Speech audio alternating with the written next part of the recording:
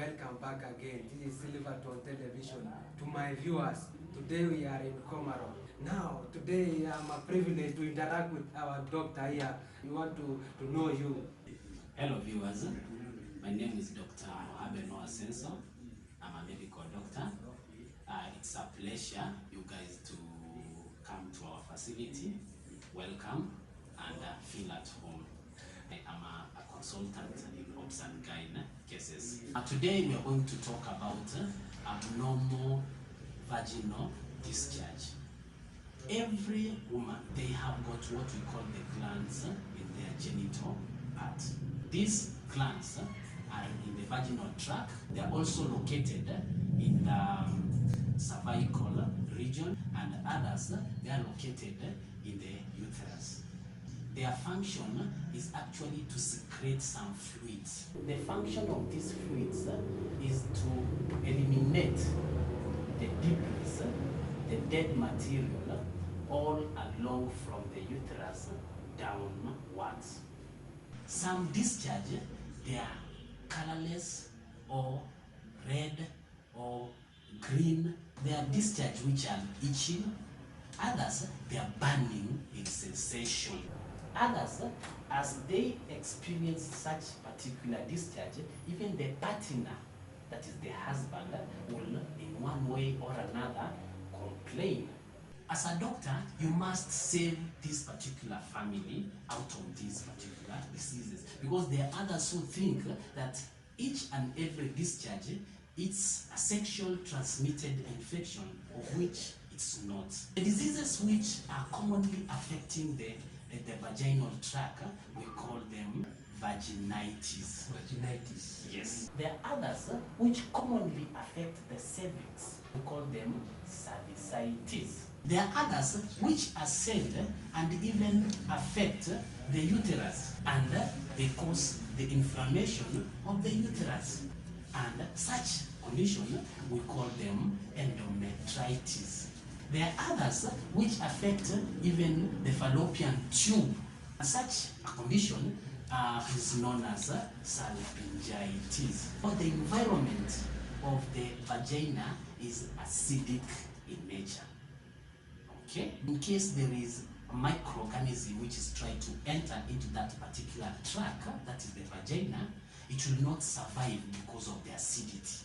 There are microorganisms which are good, which are living in that particular part. And the name of that microorganism is one known as lactobacillus. The function of lactobacillus is to excrete the lactic acid. Another organism which affects the vaginal tract is known as the candida. Now, since it's affecting the vaginal part, we call them vaginal candidiasis. There is another common bacteria, we call it trichomoniasis. The woman will come and tell you see, Daktari, I have got a green discharge and intense itching. Trichomoniasis is a sexual transmitted infection. If it happens that a woman is suffering from such particular disease, in one way or another, she might affect the husband. There are other diseases which affect the cervix. Once it has been affected, you can't see it from outside. You must use some other instrument by the name speculum to visualize it. The one which is healthy, there are no erosions, there are no bleeding or change in color. That one is a very normal cervix.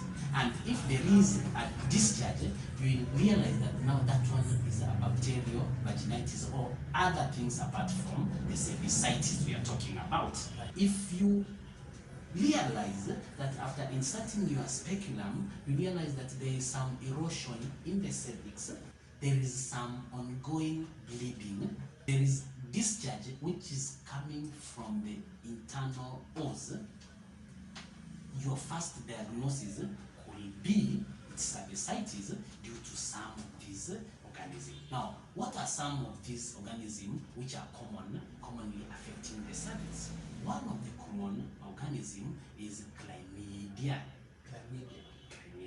Another organism which affects the cervix is gonorrhea. Gonorrhea. Now we are moving from the cervix to the uterus.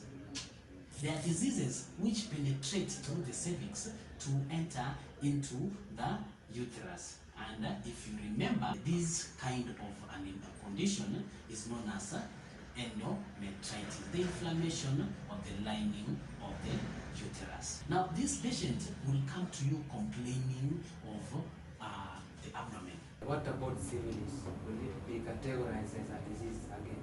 Yeah, you know, syphilis is a sexual transmitted infection of which cause, but we were trying to depict some of the common conditions which affect this particular part of the genital tract disease.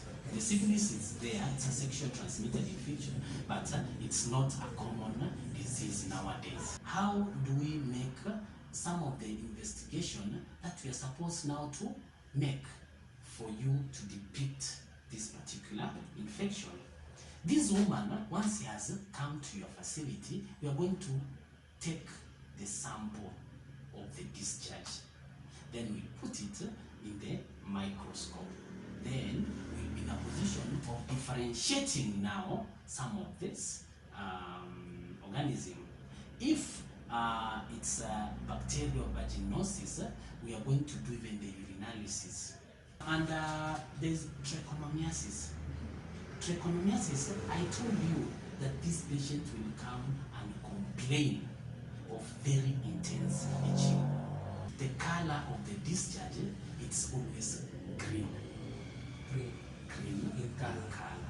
And again, it's false in smelling. Very bad. Not somehow smell. False smell is smelling. Treating such condition is simple once you've come up with the diagnosis. When you're treating the vaginitis, we use metronidazole. Metronidazole, in a layman's language, it's fragile. Then you combine with other antifungal by the name fluconazole. Then you'll have him good to go. But we must take into consideration that for pregnant women, when you are treating a pregnant woman, there are some suppositories that are used. When you come to treatment of the cervix, that is the cervicitis, you can use ceftriaxone together with cefixime. That one again does best. You can combine with azithromycin. I want to thank Silverton Media for coming to our facility, and I would like to say that this is a facility which helps most of our women. You can come at any time. For the general viewer, if you can assist our facility by buying those complicated equipment, you can come along so that we can help our girls and our mothers. You can mostly find me in the phone number 0716 00 35 64. We are in spine node in between step 1 opposite Komarok Secondary School.